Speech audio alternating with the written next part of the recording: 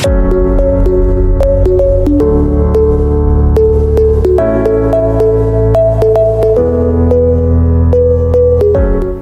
अस्सलाम वालेकुम। आज हम इस वीडियो में देखेंगे कि जो हमारे एम्प्लॉयज़ हैं उनके जो लॉगिन कैसे बनाने हैं। एडमिन के अंदर हम जाएंगे लैब सेटिंग पे। लैब सेटिंग पे हम चले जाएंगे एम्प्लॉयज़ में। जो भी आपका एम्प्लॉयज़ होगा जिसको आपने लॉगिन बना के देना है वो अपने एम्प्लॉयज़ में जाके ऐड न्यू एम्प्लॉय बनाना है। ठीक है, एम्प्लॉय के आप इस स्क्रीन पे जैसे ही आएंगे आपके पास यहाँ पे एम्प्लॉय पेज कंट्रोल सेटिंग है। जो यहाँ पे फील्ड आ रही हैं आपने इनको इस पेज पे शो करना तो इनको विजिबल कर सकते हैं। मैंडेटरी करना जिसके बगैर सेव ना हो ये भी कर सकते हैं। डिसेबल करना है कि जिसके अंदर वो चेंज ना कर सके, सेव करेंगे तो वो आपका यहाँ पे अप्लाई हो जाएगा।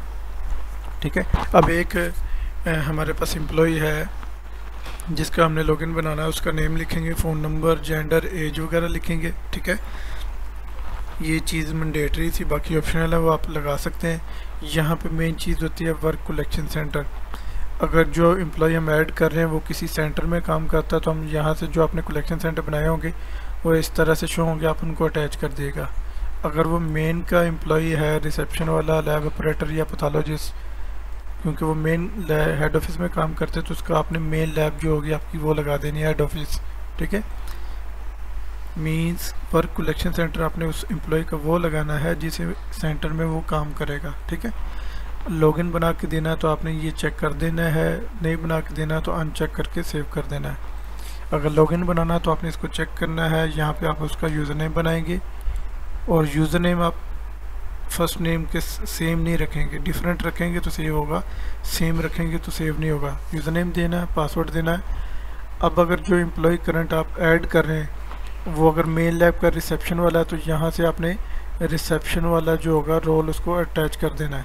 ठीक है, अब ये जो रिसेप्शन वाला होगा जो आप अटैच करेंगे तो वो जस्ट एंट्री करेगा। एंट्री करने के बाद अगर उसने ड्यूज सारे रिसीव कर लिए हैं उसके बाद वो कुछ एडिट नहीं कर सकता। ठीक है, और उसके बाद वो इनवॉइस प्रिंट कर सकता है, रिपोर्ट प्रिंट करेगा जब उसका वो परफॉर्म अप्रूव होगी है। ठीक है, अगर ये एम्प्लॉय जो आप करंट ऐड कर रहे हैं वो लैब ऑपरेटर है तो जो आपने यहाँ से लैब ऑपरेटर लगा देना है। ठीक है, अब लैब ऑपरेटर क्या करेगा कि जो रिसेप्शन वाले ने सैंपल बुक किया है उसके अंदर ये रिज़ल्ट लिख के सेव करवा सकता है। इसके पास अप्रूव का बटन शो नहीं होता। ठीक है, तो अगर वो पैथोलॉजिस्ट है उसको रोल देना तो एम्प्लॉय रोल आपने यहाँ से पैथोलॉजिस्ट लगा लेना है। ठीक है, पैथोलॉजिस्ट जो होगा जो लैब ऑपरेटर ने रिज़ल्ट लिखा होगा वो उसको चेंज कर सकता है। वेरीफाई करने के बाद वो अप्रूव कर देगा।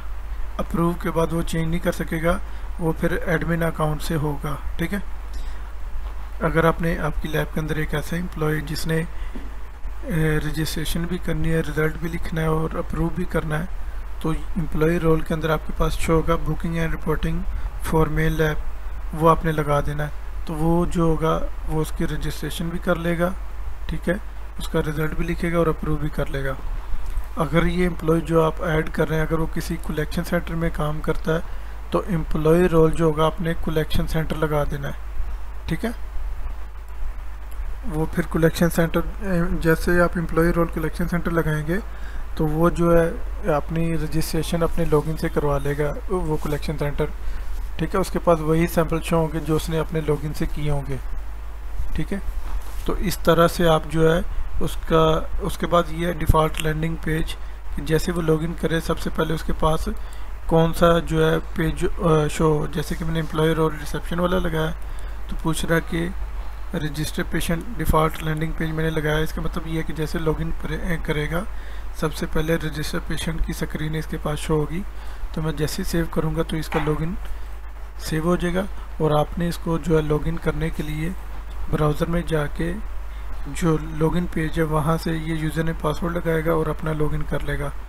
एक ब्राउज़र में आपने एक ही लॉगिन करना है, दो लॉगिन नहीं करने, एक का लॉग आउट करके फिर दूसरा लॉगिन करना है या दो डिफरेंट ब्राउज़र आपने यूज़ करने हैं। ठीक है, तो इस तरह से आप अपने एम्प्लॉय का जो है लॉगिन क्रिएट कर सकते हैं।